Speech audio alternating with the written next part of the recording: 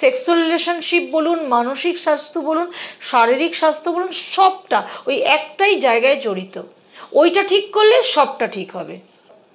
বাঁচতে গেলে এক্সারসাইজ করুন। আপনারা যারা বয়স্ক মানুষ, যাদের 50 ঊর্ধ্ব বয়স, যারা পারছেন না জিমে, যাদের জিমে যাওয়ার দরকার নেই, হাঁটুন। যোগার মধ্যেই কার্ডিও শেখানো হয়, মানে ওয়েট লসও যাতে হয়। যোগা অ্যাকচুয়ালি কিন্তু প্রাণায়াম, মেডিটেশন, স্ট্রেচিং। কিন্তু যারা 6টার সময় বাড়িতে আসছে, বা 5টায় বাড়িতে আসছে, বা 8টায় বাড়িতে আসছে, তাদের ঘুমটা চলে যাচ্ছে, ফোন দেখছে বা সিনেমা দেখছে রাত জেগে। তাদের মতো হতে চাওয়াটা অন্যায় না, সবাই সবাইকে অনুকরণ করতে পারে এবং তাদের মতো হতে চান। ভালো জিনিসটা নিন, ভালো জিনিসটা নেওয়ারটার মধ্যে অন্যায় নেই, খারাপ জিনিসটা নেবেন না। মানে কে একটা একটা ড্রিঙ্কের ছবি দিচ্ছে, তার মতনই আমাকে ড্রিঙ্ক করতে হবে, এই অনুসরণ করবে না, ভালো জিনিসের অনুসরণ করুন, আমি সেটা অবশ্যই বলবো।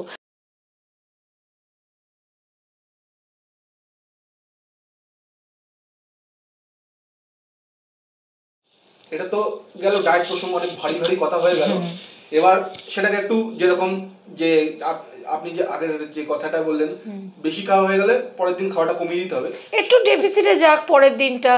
সারাটা সপ্তাহ আপনি ডায়েট করুন, সপ্তাহে একটা দিন চিট মিল করুন। কিন্তু হ্যাঁ, কেউ 100 কেজি ওজন নিয়ে এসেছে, তাকে যদি প্রথমে আমি চিট মিল করতে দিয়ে দিই, সে প্রতিদিনই চিট মিল করবে, তার 100 থেকে 120 কেজি ওজন হয়ে যাবে। তো প্রথম আমরা যারা ডায়েটিশিয়ান আছি, বা যারা সবসময় বলবে যে প্রথম 3টে মাস খুব সাবধান, যখন আপনি ডায়েটটা স্টার্ট করছেন, আপনার স্টমাক খাবারটা নিয়ে নেবেন, তারপর আপনি দেখবেন নিজেই বুঝে যাচ্ছেন। ডায়েট মানে লাইফস্টাইলকে কারেকশন করা, এটাই হচ্ছে আসল ব্যাপার। ডায়েট হলো শরীরকে ভালো রাখার একটা প্রসেস, ঠিক আরেকটা প্রসেস হচ্ছে যোগা। তো যোগার মাধ্যমে একজন মানুষ তাকে কিভাবে নিয়ন্ত্রণে রাখতে পারে? প্রথমত হচ্ছে আমি একজন মানে নট অনলি ডায়েটিশিয়ান, আমি যেটা আমার প্রয়োজন ছিল যে আমি পুরো সব কিছু নিয়ে একটা ডায়েট চার্ট দেবো, একটা মানুষকে সব কিছু নিয়ে গাইড করবো। I M A face yoga instructor and I M A certified yoga and gym expert also, আমি জিম এক্সপার্ট অলসো। তো আমার জিম এই কোর্সটা করা বা আমার যোগার কোর্সটা করার একটাই কারণ, ধরুন কেউ একটা জিম করে, রেগুলার হাই ইন্টেন্স এক্সারসাইজ করে, তো যেমন আমি হাই ইন্টেন্স এক্সারসাইজ করি রেগুলার, তো তাহলে তার ক্যালোরিটাও কিন্তু আলাদা হবে। আপনি ভাববেন না একটা নর্মাল যে মানুষটা এক্সারসাইজ করছে না, তার লাইফস্টাইলে কোনো ওয়াকিং ছাড়া কোনো এক্সারসাইজ নেই, তার ক্যালোরি, আর আপনি যে হাই ইন্টেন্স এক্সারসাইজ করছেন আপনার ক্যালোরি কিন্তু দুটো ডিফারেন্ট হবে। আর এইটা শিখে রাখার একটাই কারণ, এই যে কোর্সগুলো করার একটাই কারণ, সেটা হচ্ছে যাতে আমি ঠিকঠাকভাবে একটা মানুষকে গাইড করতে পারি।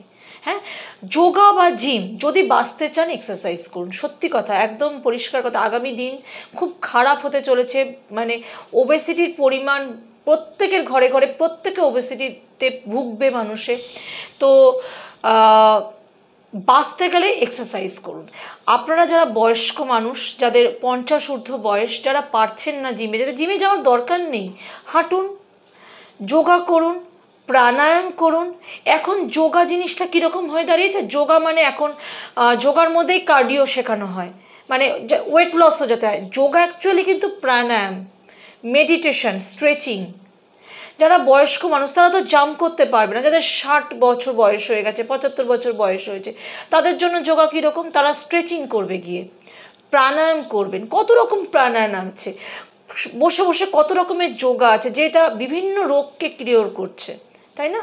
তো কত রকমের আছে, বজ্রাসন থেকে শুরু করে ধনুরাসন, ভুজাঙ্গাসন, অর্ধচক্রাসন, বিভিন্ন আসন করুন, প্রাণায়াম করুন, ওম প্রাণ। আজকেই একজন পেশেন্ট এসছে, ও আমার পুরনো ক্লায়েন্ট, অনেক 1 বছর আগে এসেছিল, ও রোগা হয়ে গিয়ে মেনটেন ডায়েট নিয়েছিল, ও আবার মানে ওর কোনো কারণে এত পরিশ্রমের জন্য ওর কোনো কারণে ওয়েটটা আবার অনেকটা কমে গেছে, কিন্তু বিএমআই ঠিক আছে, একদম বিএমআই নর্মাল আছে, কিন্তু ওকে অনেকটা লিন লাগছে দেখতে, মানে মাসেলটা নষ্ট হয়ে গেছে, কিন্তু বাচ্চা মেয়ে, ওই মানে 18ও হয়নি, বাচ্চা মেয়ে। তো ব্যাপারটা হচ্ছে, ওকে আমি বলে, ওর একটা জিনিস আমি দেখলাম, ও আমাকে বলছে, ম্যাম আমার না, আমি কোনো ফোন দেখি না, কিছু না, আমি 12টার সময় ঘুমাতে যাচ্ছি, সকাল 6টা পর্যন্ত জেগে রয়েছি, আমার ঘুম আসছে না। ভাবুন তো, 18 বছরের মেয়ে, ঘুম আসছে না। আমি বললাম ইমিডিয়েট ডাক্তারের সঙ্গে কথা বলো, আর যেটা করো আমি দেখিয়ে দিলাম ওকে চেম্বারে, ওম প্রাণায়াম করো, ভামরি করো, ওম প্রাণায়াম, জাস্ট অ্যামেজিং কাজ হয়, is one kind of meditation. চোখ বন্ধ করে শ্বাস নিন, শ্বাস ছাড়ুন, এই জিনিসগুলোকে মানে মেডিটেশন করুন। চোখ বন্ধ করে পৃথিবী কি হলো না হলো ওইটুকু সময় যেন সব ভুলে যান, শুধু চোখ বন্ধ করে একটা মানে জাস্ট কপালে মনে করুন একটা জাস্ট একটা গ্রিন কালারের যে সিগন্যাল, আপনার ঠিক সব কনসেন্ট্রেশন এই জায়গাটা, একটা ওম আঁকুন, একটা ভাবুন যে এখানে আপনি ইমাজিনে নিচ্ছেন আপনার একটা গ্রিন কালারের সিগন্যাল হয়েছে, এখানে একটা ওম আঁকছেন, দেন আপনি চোখ বন্ধ করে শুধু ওইটার দিকে কনসেন্ট্রেট করুন। প্রথম দিন অনেক কিছু চিন্তা মাথায় আসবে, পরের দিন আরও চিন্তা মাথায়, দেখবেন আস্তে আস্তে না আপনি আস্তে আস্তে আপনার মানসিকভাবে আপনি ঠান্ডা হচ্ছেন, আপনার টেনশন কমে যাচ্ছে। হ্যাঁ এক্স্যাক্টলি, মানে এই জিনিসগুলো করুন। আর সবচেয়ে বড় জানো তো মানে যেটা আমি দেখছি বেশিরভাগ পেশেন্টের ঘুম নেই চোখে, সেটা মোবাইলের কারণে হোক, সেটা রিলের কারণে হোক, সেটা ফেসবুকের কারণে হোক, যে কোনো কারণে হোক, চোখে ঘুমটা চলে গেছে, বা স্ট্রেসের কারণে হোক, বা কাজের প্রেশারে ঘুমাচ্ছে না মানুষ। এবং এই যে ঘুমাচ্ছে না, এটা কিন্তু আরও বড় ক্ষতি হচ্ছে, মানুষের লাইফস্টাইলটা নষ্ট হয়ে যাচ্ছে। এই যে অনিদ্রার ব্যাপারটা বললেন, এই অনিদ্রা থেকে মুক্তি মিলবে কিভাবে? প্রথমত হচ্ছে দেখো, আমি তো যারা কাজের যারা আমি যে আমার প্রচুর পেশেন্ট আছে যারা রাত্রি 10টা থেকে ডিউটি আওয়ার শুরু হচ্ছে, সকাল নাইট ডিউটি সকাল 6টা পর্যন্ত। এবার তাদের ক্ষেত্রে বলছে না, কিন্তু তারা কিন্তু ঘুমাচ্ছে, তারা 6টা শেষ হয়ে যাচ্ছে, তারা কিন্তু সেইভাবে লাইফস্টাইলটা তাদের করে দিচ্ছি, গিয়ে একটার সময় হয়তো উঠছে, বা সেই সময় খাওয়া দাওয়া করে একবারে সেইভাবেই ওদেরকে চার্ট তৈরি করে দিচ্ছি ডায়েটের। কিন্তু যারা 6টার সময় বাড়িতে আসছে, বা 5টায় বাড়িতে আসছে, বা 8টায় বাড়িতে আসছে, তাদের ঘুমটা চলে যাচ্ছে, ফোন দেখছে বা সিনেমা দেখছে রাত জেগে, হয়তো সারাদিনের সময় পাচ্ছে একটু সিনেমা দেখে নি, এই যে রাত জেগে মোবাইলটা সারাক্ষণ স্ক্রিনটা চোখের সামনে আছে, এই করতে করতে কিন্তু তার ঘুমটা নষ্ট হচ্ছে। আর এই ঘুম থেকে মানে ঘুমটা আসানো বা এই অনিদ্রা থেকে মুক্তি পেতে গেলে প্রথমে হচ্ছে রাত 10টা 11টার পরে আর মোবাইলটা না দেখা, মানে সিনেমাটা না দেখা, সিনেমা দেখার অভ্যাস, রিল দেখার অভ্যাস, বা রাত জেগে চ্যাট করছে, কোনো বন্ধুর সঙ্গে বসে চ্যাট করছে অনেক রাত পর্যন্ত, ঘুমাতে হবে যেভাবেই হোক, না ঘুমালে, কারণ ঘুমের মধ্যে কোষকে আমাদের সমস্ত টিস্যুগুলো রিকভার হয়, ঘুমের মধ্যে টিস্যু রিকভার হয়। আপনি সারাদিন যা পরিশ্রম করছেন, মাসেলটা নষ্ট করছেন, আপনি ঘুমের মধ্যে আপনার টিস্যুগুলো রিকভার হচ্ছে, তাহলে ঘুমটা কতটা জরুরি আপনি ভাবতে পারবেন না। এবং এটাও তো সমীক্ষা বলছে যে একটা পর্যাপ্ত 7 ঘন্টার মতো ঘুম একটা ভীষণ জরুরি। আর দেখুন গিয়ে আপনি অর্ধেক ঘরে দেখুন আপনি 4-5 ঘন্টা ঘুমাচ্ছে কিনা সন্দেহ। এখন তো যারা ইয়ং ছেলেমেয়ে তারা তো শুতেই যায় রাত্রি 2টোর পরে। এক্স্যাক্টলি। এই খাদ্যাভ্যাসের অনিয়ন্ত্রণ থেকে কি সেক্সুয়াল রিলেশনশিপে কোনো প্রভাব পড়তে পারে? একদম, এটা তো এখন কমন ব্যাপার হয়ে গেছে। প্রথমত হচ্ছে আমরা প্রচুর পরিশ্রম করি, ঘুম নেই, বিভিন্ন রকম মানে প্রেশারের মানে কাজ আমাদের প্রচণ্ড, এবং যার জন্য কি হচ্ছে সবাই এত ব্যস্ত, মানে আমাদের স্বামী স্ত্রীর মধ্যে দুজনেই আমরা এত ব্যস্ত থাকছি, যার জন্য সেক্সুয়াল রিলেশনশিপে তো অবশ্যই পড়ছে। তার মধ্যে হচ্ছে ওবেসিটি একটা বড় কারণ, বড় মানে একদম মুখ্য ভূমিকা পালন করছে ওবেসিটি। ওই যে একটাই, খাদ্যাভ্যাসকে ঠিক করতে হবে, এবং মানসিক খাদ্যাভ্যাসের সঙ্গে সব কিছুই জড়িত, মানসিক স্বাস্থ্যও জড়িত। মানসিক স্বাস্থ্য বা মানসিক শান্তি না থাকলে কিছুই হতে পারে না, কোনো রকমই মানে একটা পার্টনারের সঙ্গে আপনি ভালো সময়টাই কাটাতে পারবে না মানসিক স্বাস্থ্য ভালো না থাকলে। আর ওটাই হচ্ছে ওবেসিটির কারণ। এবং বিভিন্ন এইসব নিয়ে তো প্রতিদিনই একজন না একজন কেউ আসছে। যে তারপর সবচেয়ে ইম্পর্টেন্ট হচ্ছে মানে পিসিওডির কারণে মানে এতটাই ওবেসিটি বাড়ছে, ডাক্তার বলছে আগে ওয়েট কমান, পিসিওডিকে নর্মাল করুন, তারপরে আপনি বাচ্চার কথা মানে আপনি কনসিভ করার কথা ভাববেন। তো এগুলো তো সবই খাদ্যাভ্যাসের কারণেই হচ্ছে। তো মানে সেক্সুয়াল রিলেশনশিপের তো মূল উদ্দেশ্য শুধু মানে কনসিভ করা নয়, একটা নিজেদের দুটো মনের মিলনও সবার আগে জরুরি। তো সেক্সুয়াল রিলেশনশিপকে যদি কেউ ভালো রাখতে চায়, এখনকার প্রজন্মের ছেলেমেয়েরা, তাদের জন্য আপনার উপদেশ কি?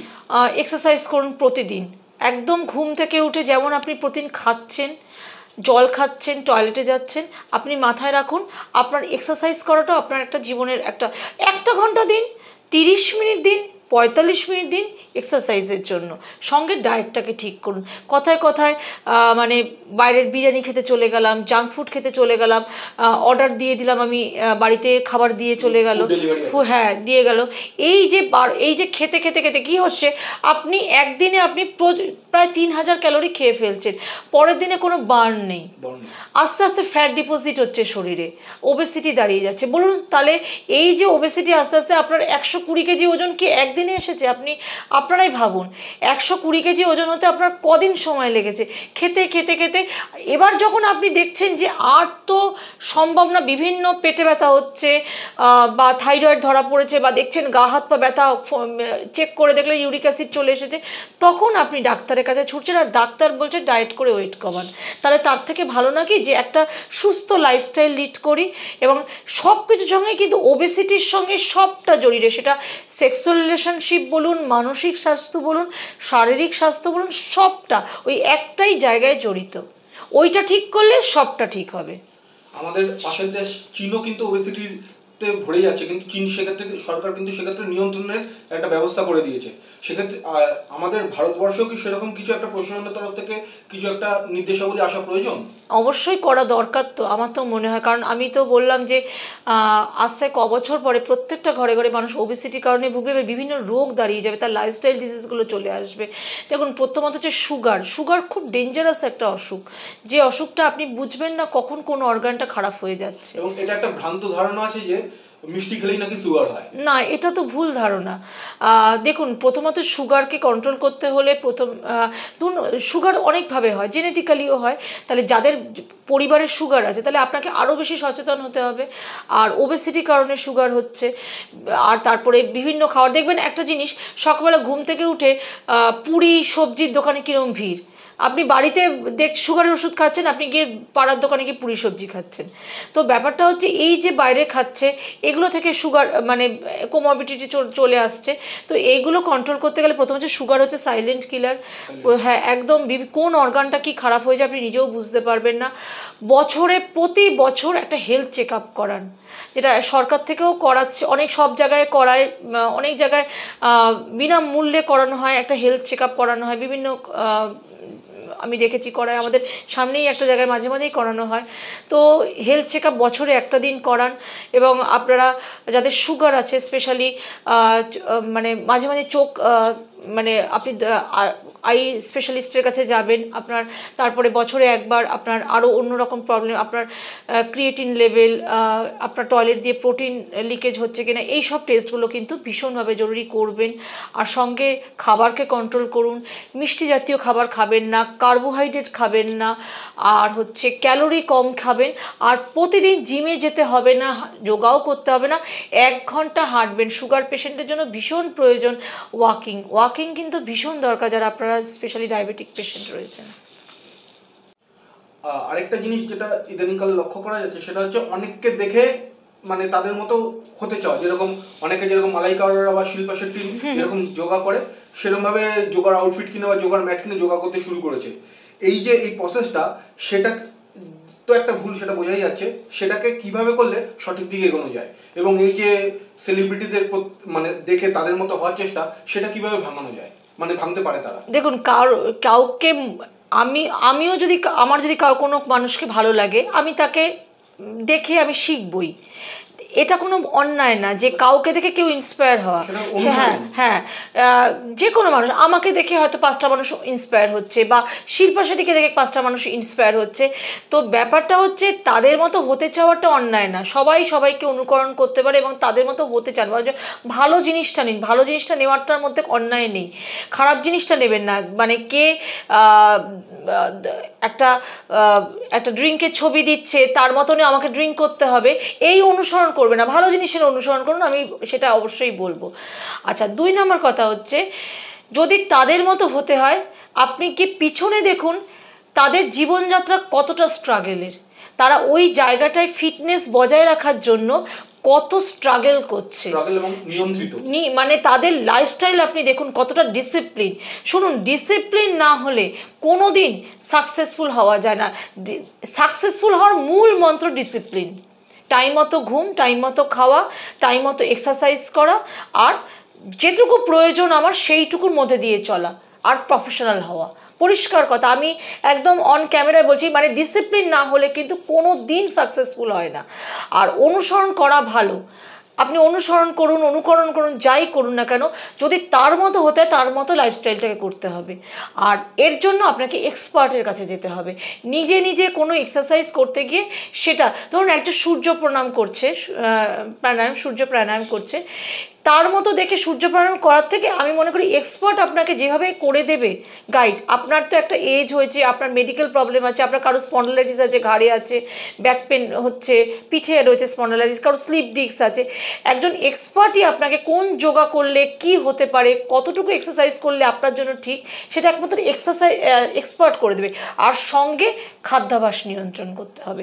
খাদ্যাভ্যাস নিয়ন্ত্রণ না করলে কোনো যোগা, কোনো জিম কিচ্ছু করতে পারবেন। আপনি সারাদিন কি জিমে পড়ে থাকুন, আপনার 1 কেজি ওয়েট কমবে না।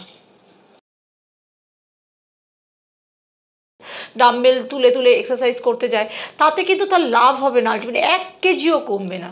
তাতে হয়তো পশ্চার ভুলের জন্য কি হবে, তার ইনজুরি চলে আসতে পারে। এমন আমি খুব জেদি মানুষ, আমি যখনই জীবনে কারোর কাছ থেকে ধাক্কা পেয়েছি, 10,000 ফিটের উপর থেকে স্কাই ডাইভ করা, আবার 22,000 ফিট থেকে স্কাই ডাইভ, এইগুলো কিন্তু মনের শক্তি অনেক বেশি বাড়িয়ে দেয়। আস্তে আস্তে প্লেনটা উঠছে আর প্লেনের একটা পাশ ফাঁকা, ধোঁয়াগুলো মানে পুরো ধোঁয়া না, মেঘগুলো যখন আসছে, ওই সময় কিন্তু পৃথিবীর কারোর কথা মনে পড়ে না ওই মুহূর্ত, কে ফ্যামিলি আছে কে না আছে, শুধু গাইড কিভাবে করেছে আমাকে, আমার পাইলট যেভাবে গাইড করেছে আমাকে সেই ইনস্ট্রাকশানে যেতে হবে।